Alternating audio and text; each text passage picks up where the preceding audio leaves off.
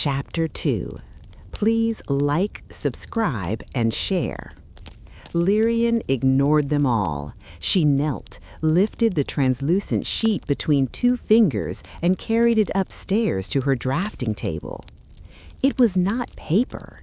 It was sky stuff, thin as thought, flexible as water, and when she tilted it against candlelight, she saw rivers of aurora, mountain ranges made of folded nebulae, and, most importantly, crease lines. Dozens of them. Someone or something had already folded this piece of sky many times, like a letter meant to travel a very long distance. Lyrian spent 3 days without sleeping. On the 4th morning, she understood. The creases were instructions. If you folded along every marked line in the correct sequence, the sky stuff would remember its original shape and pull the rest of the sky with it.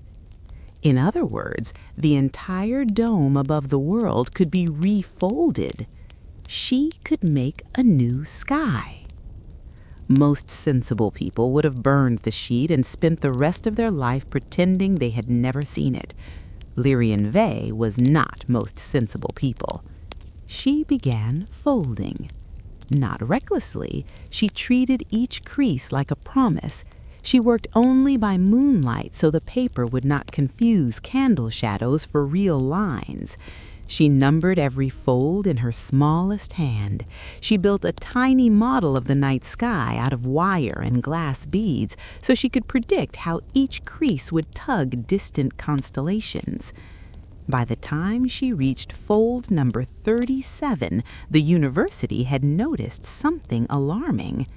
The moon was no longer perfectly round.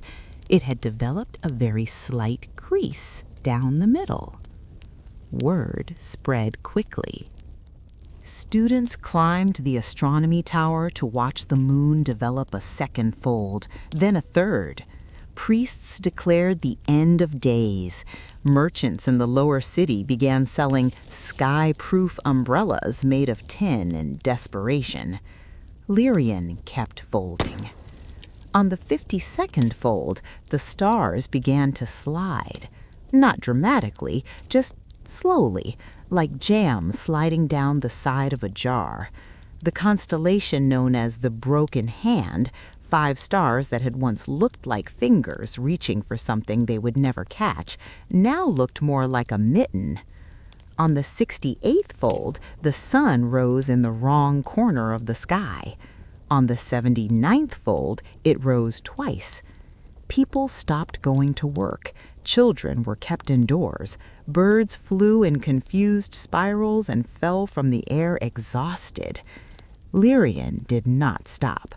She was afraid, terribly, quietly afraid, but she was more afraid of leaving the work unfinished. At fold number 91, the sky finally spoke. Not with words, with pressure. Every crease Lyrian had made suddenly tightened, as though the sky were inhaling. The attic windows cracked, her ink bottles rolled across the floor, the little wire and glass model of the heavens shattered into glittering dust. And then, very gently, the folded sky sheet lifted from the table and hovered before her face. Lyrian felt the question before she heard it.